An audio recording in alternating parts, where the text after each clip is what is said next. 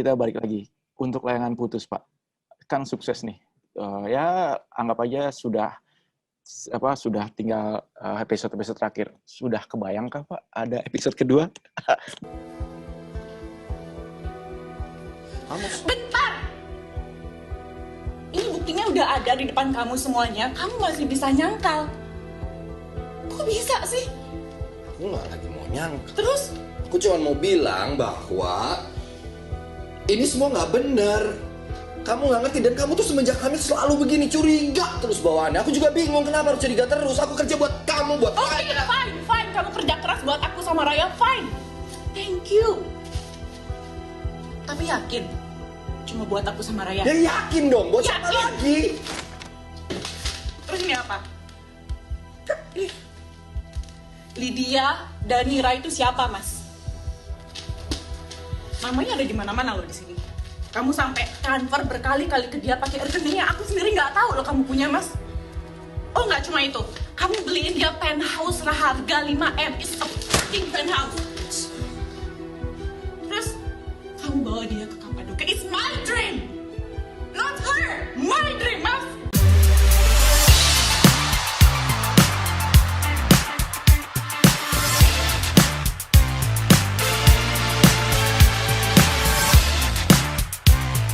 Oke. Selamat pagi, Pak Manoj. Apa kabar? Baik, apa kabar? Sehat-sehat selalu, Pak Manoj. Ya. Oke, semua? Oke, aman. Bisa dilanjut? Iya, boleh. Oke, selamat siang di Indonesia dan selamat pagi dari Los Angeles, Pak Manoj. Ya. Kembali lagi di sini saya Supri Bintang. Selamat malam di Los Angeles. Ini udah jam 11 malam. Oh, jam 11 malam ternyata di Los Angeles. Bedanya jarak sekitar hampir 15 jam. Ya. 15. Sobat Bintang, kali ini kita kedatangan tamu spesial dari CEO MD Entertainment, Pak Manoj Punjabi. Kali ini kita mau membahas soal yang sedang viral. Salah satunya layangan putus yang trending di web series ini. Kita langsung ke Pak Manoj aja nih. Pak Manoj Punjabi. Kemarin kami Double Bintang berkesempatan wawancara dengan pihak WTV. Nah, kami ingin meminta courtesy dari Pak MD Picture sebagai tim produksinya. Nah, Pak Manoj menyikapi layangan putus yang saat ini trending di media sosial dan di berbagai platform digital lainnya, itu bagaimana, Pak? Mungkin Pak Manoj mau menanggapi secara luas mungkin. Ya, kalau saya lihat gini ya, ini jadi trending di mana-mana. Ya, ini sudah waktunya. Memang saya percaya bahwa kalau produk yang bagus pasti diterimalah oleh masyarakat. Karena masyarakat butuh konten yang menarik, yang bagus, yang berkualitas, ya, yang ada value-nya. Kalau masalah di OTT, orang nggak sangka OTT akan sebesar apa. Dan ini belum apa-apa. Kelebihan OTT adalah itu masa depan, bisa nonton kapan saja, di mana saja, gadget apapun. Kan over the top, ya. Jadi bisa di handphone, bisa dengan, kalau udah rilis hari itu, kapan saja mau nonton bisa, mau berulang kali nonton bisa. Kalau free to air, itu kan linear ya. Jam 6 sore ya jam 6 sore nontonnya. Udah, ya. Dan ini berkembang. Dan saya lihat layangan putus dan kelebihan OTT itu adalah bisa kemana-mana, bisa ke dunia. Jadi OTT itu ada, VTV itu ada di seluruh dunia, ya, jadi jangkauannya dapat gitu. Penonton di Amerika, penonton di Eropa, mau di Singapura, Malaysia, Hong Kong, di mana aja. Bayangkan yang orang Indonesia tinggal di luar negeri, mereka mau nonton konten lokal. Sekarang kan bisa nonton, mungkin Dubes AS kan mungkin Pak Rosan sama istrinya itu nonton juga, komen ke kita. Jadi ini sampai kemana-mana. Benar, Betul. istrinya komen ke istri saya bahwa, aduh kita nonton, saya nonton, maksudnya Ayunya nonton, bagus. Jadi bayangkan konten ini udah kemana-mana. Ya, itu karena OTT satu. Kalau kita jualannya di TV kan nggak bisa. Kita harus jual ke setiap negara, nggak mudah. Itu satu kelebihan. Dan saya lihat layanan putus adalah, saya nggak bingung kalau ini yang meledak. Karena saya lagi nunggu juga series apa yang tepat, ya kapan. Jadi kalau lihat sebesar ini, saya sudah bayangkan ini akan terjadi. Itu yang menariknya. Jadi dan percaya ya, ini belum apa-apa. Nanti akan jadi lebih besar lagi. Bukan layanan putusnya udah besar, konten lebih banyak lagi. Jadi Indonesia tuh paradigmnya cara membuat entertainment bakal berubah.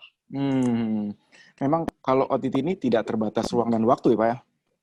Enggak dong, OTT kan bisa nonton kapan saja. Betul. Kita rilis jam 6 sore tiap Jumat, ya mau nonton jam 7, 1 minggu kemudian, mau binge watching, mau nonton sekaligus 5 episode, kalau udah ada. Sekarang orang yang belum nonton layanan putus, dia langsung 1 hari bisa nonton 9 episode. Nunggu besok udah 10 episode.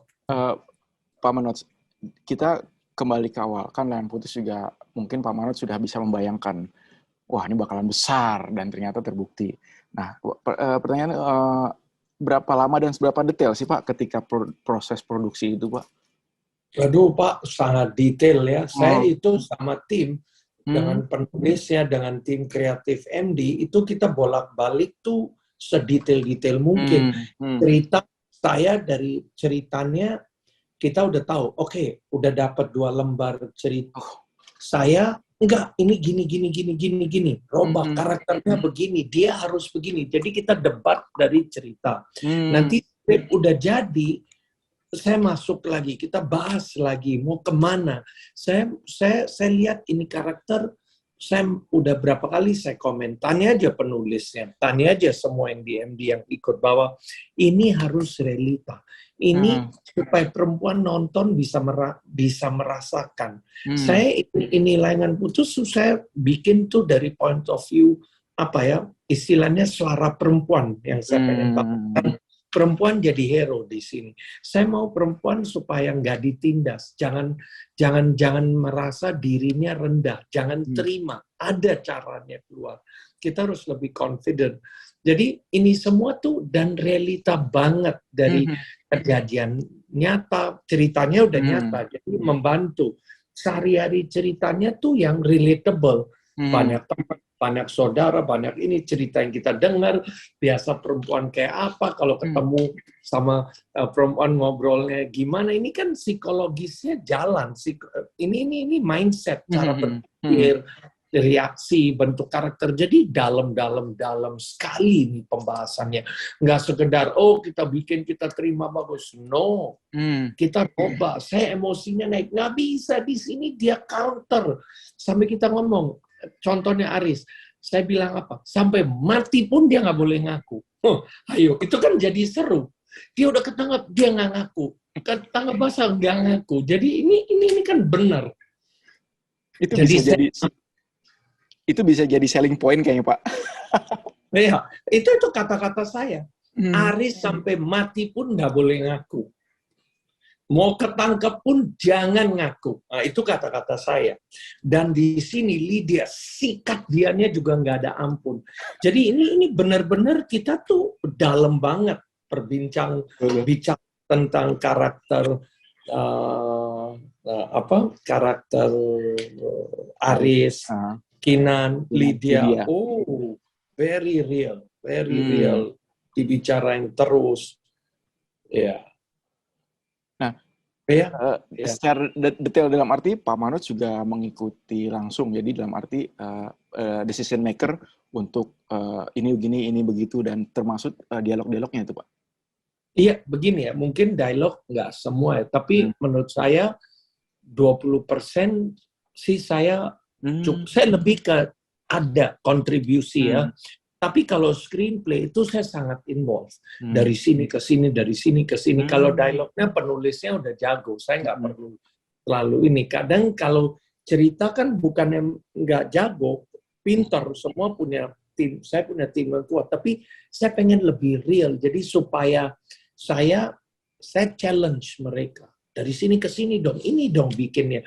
Arisnya nggak bisa terima begitu aja, nggak mungkin Aris. Mau dibikin, coba contohnya di episode 1, yang dia mau ke sekolahnya, dia terima telepon. Itu saya bilang sama sutradara, saya bilang sama Benny, saya ingat, ini hal kecil. Itu bikin mobilnya jalan panjang, jalan, seolah-olah mau tabrakan. Handphonenya jatuh, dia ambil. Hampir orang pikir itu adegan pasti tabrakan, tapi enggak. Jadi tiap scene yang orang pikir jadi apa, itu nggak akan terjadi. Jadi kalau penonton pintar, ini aduh kayak gini, nggak ketebak. Jadi itu tuh kita bahasnya tuh dalam banget. Itu di desainnya nggak mudah. Every detail kita bicarakan.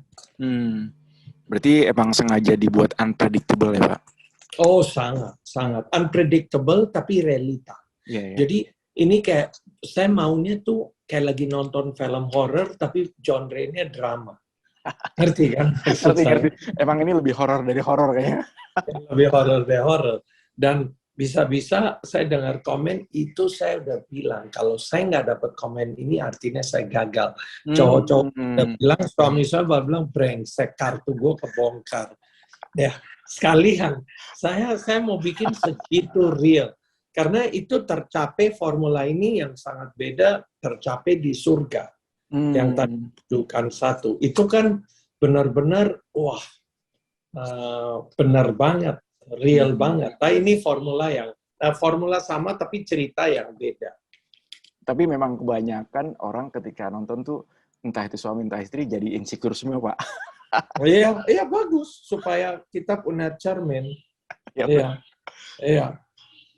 Nah, kembali lagi nih soal cerita Pak. Kan Layangan Putus itu cerita soal perselingkuhan. Maksudnya banyak mungkin serial atau cerita film tentang perselingkuhan. Jadi ketika Pak Manoj itu udah perselingkuhan aja, apa yang membuat Pak Manoj tuh yakin ini bagus gitu loh? Sorry. Gimana? Layangan Putus kan menggarisbawahi soal perselingkuhan. Halo? Halo. Ya. Soal perselingkuhan itu banyak yang sudah mengambil tagline seperti itu. Entah itu film atau sinetron. Nah, yang membuat Pak Manoj merasa optimis, ini bagus ini. Ini beda dari yang beda. Gitu. Simple. Yang pertama cerita nyata. Ya, ceritanya benar di Bali. Biarpun itu kita nggak ambil nuansa religinya, saya mau lebih independen, lebih universal. Ya takut salah di sini karena sensitif banget. Jadi kita nggak ambil unsur religi, saya nggak mau kontroversi lah, saya nggak mau nyindir, saya nggak mau ada nuansa apa sih kata jadi salah gitu loh. Saya nggak mau jadi masalah. Jadi ya lebih ke universal deh, ya. Kan aslinya beda, tapi Layangan Putus ini cerita nyata, itu yang jadi jualan pertama. Dan ini karena OTT, kemasan saya beda. Ya, kalau layar lebar juga bisa kayak gini ya. Tapi kalau sinetron kan limitasi, nggak boleh ini, nggak boleh itu. Ini kan bebas. Ya, jadi saya lihat kelebihan di Layangan Putus selain ceritanya, memang cerita, kelebihannya hanya sederhana, cerita nyata. Itu yang jadi menarik bagi saya bahwa saya harus buat itu yang menarik. Terus soal pemilihan peran Pak, mungkin ya sebagian penonton atau sebagian penggemar Layangan Putus tuh merasa ini pemilihan karakternya cocok sekali, seperti Reza Rahardian sebagai Aris, terus Putri Marino sebagai Kinan, itu dianggap warganet itu sangat cocok. Sebelumnya tuh Pak Manoj tuh sempat ada kandidat atau memang udah sekali ketemu nggak sih Pak? Enggak, kalau saya gini ya, saya biasanya kalau mau yang pertama cocok ya. Awalnya waktu Reza, kita kepikir Reza, karena di sini Aris ini kan kalau hanya poligami itu muka Fedi Nuril ya. Cocok lah karena itu Fedi Nuril dari Ayat Cinta, Surga, Nggak Ada Mati. Ya, tapi kalau ini bukan muka Fedi Nuril, bisa, tapi lebih cocok kalau Reza mukanya pemainnya dia bisa bolak-balik, beda lah ya personality Reza. Jadi saya dari awal udah bayangkan Reza. Hebatnya waktu saya Aris tanya Reza, dia langsung bilang saya mau. Film dia mau. Dia nggak baca skrip, dia bilang itu saya tertarik. Dengan cerita saya tertarik. Waktu saya bilang mau di series, oke, dia tertarik tanpa kedap-kedip sekali, nggak ragu juga satu. Serunya waktu Lydia, waktu saya dipropose Anya, saya sangat tertarik. Yes, harus dia. Ya, kita propose, dia tertarik juga. Waktu Kinan, Putri Marino, menariknya lagi ngobrol sama Reza. Saya bilang Kinan, dia bilang kenapa nggak Putri Marino? Saya bilang, jadi itu ide dari Reza ke saya. Yang bilang Putri Marino. Jadi menarik dari sana. Ya udah, akhirnya saya dapat semua yang saya mau. Dan kebetulan mereka tuh matching, Pak. Ngeklik sekali. Iya. Matching. Dan saya juga mau Putri, dia muda. Jadi itu pas sekali ya. Menarik sekali. Iya, itu bayangan saya. Oke, ini kan Layangan Putus tuh sekarang meledak, Pak. Dalam arti sudah diterima mungkin di kalangan yang lebih remaja dan dewasa. Tapi yang paling gregetan tuh mungkin ibu-ibu, Pak. Nah, dari pihak MD sendiri, ada nggak antisipasi yang mungkin dalam arti tidak dimusuhin gitu oleh ini, kenapa sih kok bikinnya tuh kayak gini gitu, yang benar-benar ngebayangin ini bisa terjadi sama suami saya gitu. Iya, gini, saya kan nggak ambil, ini kan cerita asli, inspirasi dari cerita-cerita yang saya dengar dari keliling saya, dari tanah ya, terus penulisnya juga punya eksperimen, dia punya pengalaman. Jadi saya lihat di sini benar-benar kita semua lihat cerita yang kita mau ibu-ibu merasa, siapapun yang nonton merasa, gila, ini benar loh. Atau tetangga saya ngalamin ini, saudara saya ngalamin ini, kakak saya ngalamin ini. Ini benar. Saya mau begitu. Mungkin nggak semua saya ngalamin ini, ya. Tapi saya memang mau itu. Dan saya mau ya supaya mungkin udah waktunya kita ngomong. Kadang kan dipendam. Jadi saya mau ini ada moral value. Ya, saya nggak mau didik, nggak mau belajarin, nggak mau apa. Tapi sesuatu yang eye opener. Saya pengen ngomong yang lebih real. Jadi ada bukan bullshit story. Jadi ya oke, ini real entertainment. Nah, orang kita tuh TV dianggap benar banget. Ya ini beda. Dan di sini kan Reza.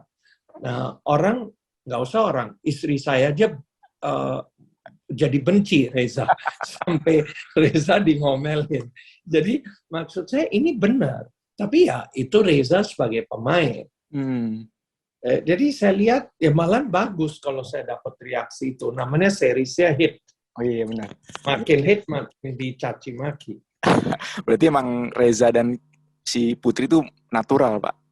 Natural. Tapi saya bilang kan ini balik lagi. Menariknya pemain penting. Tapi saya bilang ya pertama itu cerita. Cerita Layangan Putusnya kuat, screenplay-nya, how to tell the story-nya, sutradaranya. Jadi pemain. Ya ini semua penting. Cuman yang di forefront orang tahunya pemain. Ya, itu biasa pemain. Tapi saya lihat ini cerita, direction, karakter, semuanya menarik. Kostum. Jadi ini jadi. Saya mau naikkan benchmark series. Supaya kelasnya kita makin top, makin tinggi. Itu bayangan saya. Dan saya nggak akan berhenti di sini, saya akan bikin lebih produk yang lebih berkualitas lagi. Waktu peluncuran Layangan Putus, Pak Manus juga sempat bilang Reza itu aktor kesayangan istri Bapak, Bu Sania. Terus Bu Sania sempat kecewa, Bu, dengan Bapak gimana tuh, Pak? Iya. Dia kecewa lihat Reza. Tapi namanya itu sukses. Sempet nggak sih Bu istri Bapak tuh komen soal Komen dia, soal ceritanya saya gitu, soal ceritanya. Iya, saya lagi nonton, kita gregetan, dia gregetan, terus saya telepon Reza. Terus sudah mereka bicara. Jadi hanya ini kan reaksi penonton juga di sini. Betul. Kalau istri saya reaktif terhadap ada reaksi terhadap series ini, namanya wah, bayangkan kayak apa. Ada yang bilang saya nggak mau nonton, takut kesel sama Reza dari trailernya. Jadi ini positif, tapi bakal nonton juga. Cuman dia bilang saya mau nunggu 10 episodenya keluar dulu, jadi nontonnya nggak nunggu.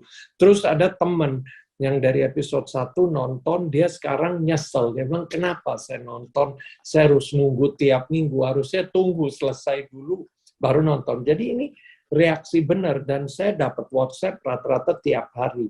Dari 1-2 orang tentang layangan putus. Dan ini bukan umum loh. Biasa ada series yang sekali juga nggak ada komen, dan laku pun.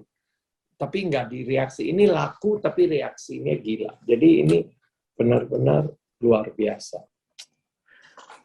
Baik Pak Manoj, ini kita balik lagi. Untuk layangan putus Pak, kan sukses nih. Ya anggap aja sudah tinggal episode terakhir. Sudah kebayangkah Pak ada episode kedua? Maksudnya season kedua. Ini pada saya belum tahu mau ada season 2 atau mau ada itu semua masih saya lagi pikirkan. Tapi udah ada cerita yang saya merasa wow, potensinya ada, udah mulai kebayang. Tapi masih lagi kita pikirkan mau diapain. Belum ada kepastian. Soalnya itu titipan pertanyaan dari berbagai banyak orang. Ya, orang-orang ini harus nunggu. Nanti kalau kita udah siap, kita akan announce bikin. Biarin saya dulu ada sesuatu yang menarik. Karena sekarang ini brand udah besar. Saya nggak mau sekedar bikin hanya untuk, kita mau manfaatkan, mau cari uangnya. Ya enggak, karena kalau udah kayak gini, tanggung jawabnya lebih besar lagi. Gimana supaya universe ini jadi lebih besar? Maksudnya, ini franchise ini bisa jadi lebih besar lagi. Itulah keinginan saya. Baik Pak Manoj. Pak Manoj memang brilian menurut saya ya. Thank you, terima kasih. Intuisi dan berdasarkan pengalaman tuh kayaknya tidak bohong. Jam terbang mengetahui segalanya lah. Baik Pak Manoj, sehat-sehat selalu Pak Manoj. Pak Manoj kapan kembali? Mungkin ya ini mudah-mudahan segera. Ini. Ya. Baik. Sehat-sehat selalu Pak Manoj. Mendoakan Pak Manoj kembali dengan selamat. Cukup sekian. Ya. Untuk Sobat Bintang, kita akan kembali lagi mungkin nanti dengan perbincangan seputar layangan putus yang sedang tren dan viral. Terima kasih Pak Manoj, sampai jumpa. Terima kasih Sobat Bintang, terima kasih waktunya dari Siap. Wassalamualaikum warahmatullahi wabarakatuh. Terima kasih. Oke.